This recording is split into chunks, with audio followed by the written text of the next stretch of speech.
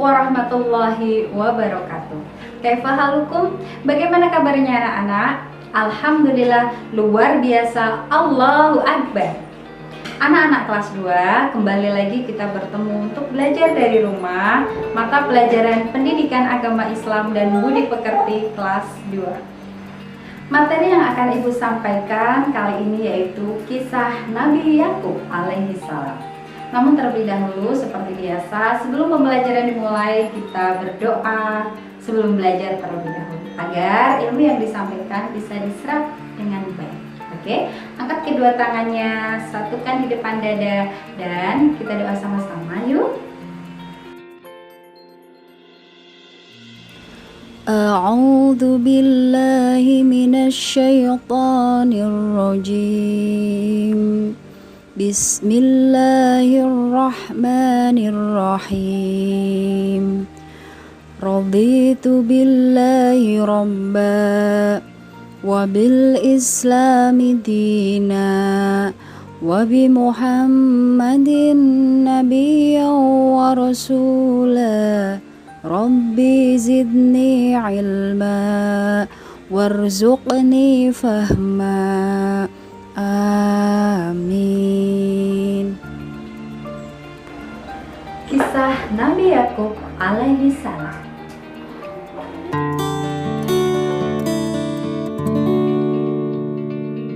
Yang pertama, keturunan Nabi Yakub alaihi salam.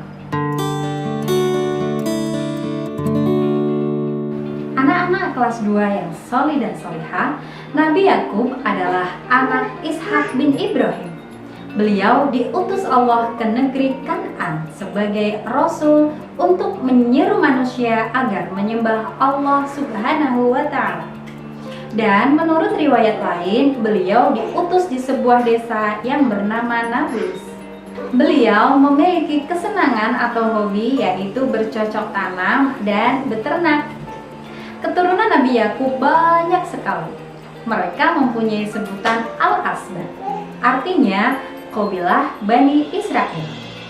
Israel adalah gelar dari Nabi Yakub alaihissalam karena Nabi Yakub disebut juga Nabi Israel, artinya orang yang suka berjalan malam. Pada waktu hijrah ke Palestina, beliau berjalan di waktu malam dan di siang hari beliau dan rombongannya istirahat. Putra-putra Nabi Yakub alaihissalam adalah orang yang baik dan beriman kepada Allah Subhanahu wa Ta'ala. Di masa akhir hidupnya, beliau pindah ke negeri Mesir untuk mengikuti Nabi Yusuf alaihissalam, yaitu anaknya. Ya, Nabi Yusuf menjadi pembesar di negeri Mesir. Kemudian Nabi Yakub sendiri wafat dalam usia 147 tahun. Nah, inilah asal-usul Bani Israel di Mesir. Yang kedua, Nabi Yakub alaihissalam menerima wahyu.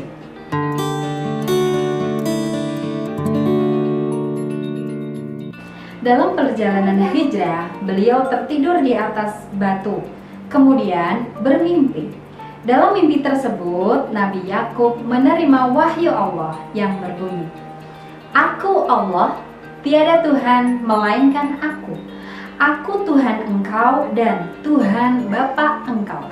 Aku telah mewariskan bumi ini yang suci, yaitu Baitul Maqdis, untukmu dan keturunanmu.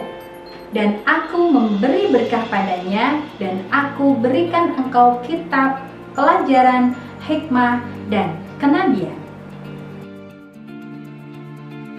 Yang ketiga, Nabi Yakub adalah ayah yang baik.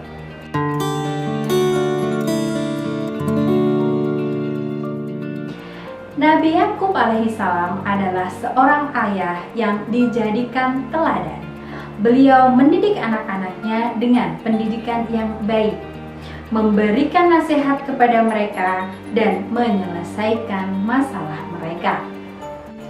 Namun selanjutnya ada anak-anak Nabi Yakub yang terhasut oleh bisikan setan untuk berlaku jahat kepada salah satu anak Nabi Yakub, yaitu Yusuf, ketika mereka mengetahui perhatian ayahnya kepada Yusuf.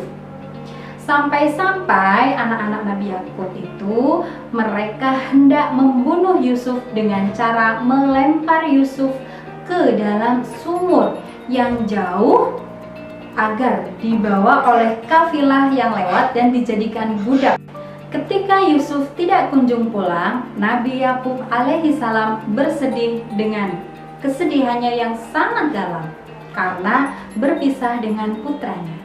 Bahkan ia sampai menderita buta karena sedih yang begitu dalam. Kemudian Allah Subhanahu wa taala menjadikannya dapat melihat kembali. Wasiat Nabi Yakub alaihissalam.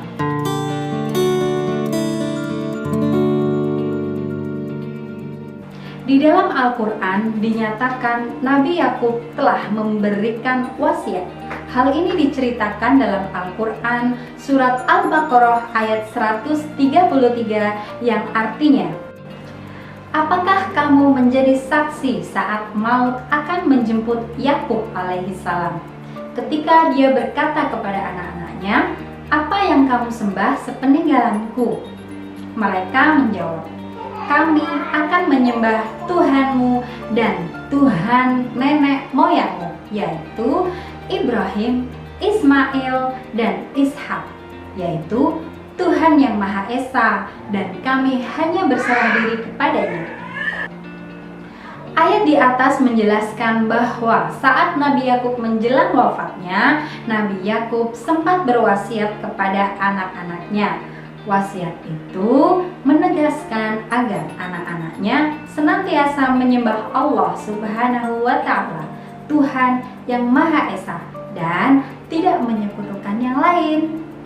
Anak-anak, Nabi Yakub alaihissalam telah memberikan keteladanan yang sangat baik. Ya, misalnya kesabarannya dalam beribadah, penuh kasih sayang, dan sangat memperhatikan pendidikan agama seluruh anak-anaknya.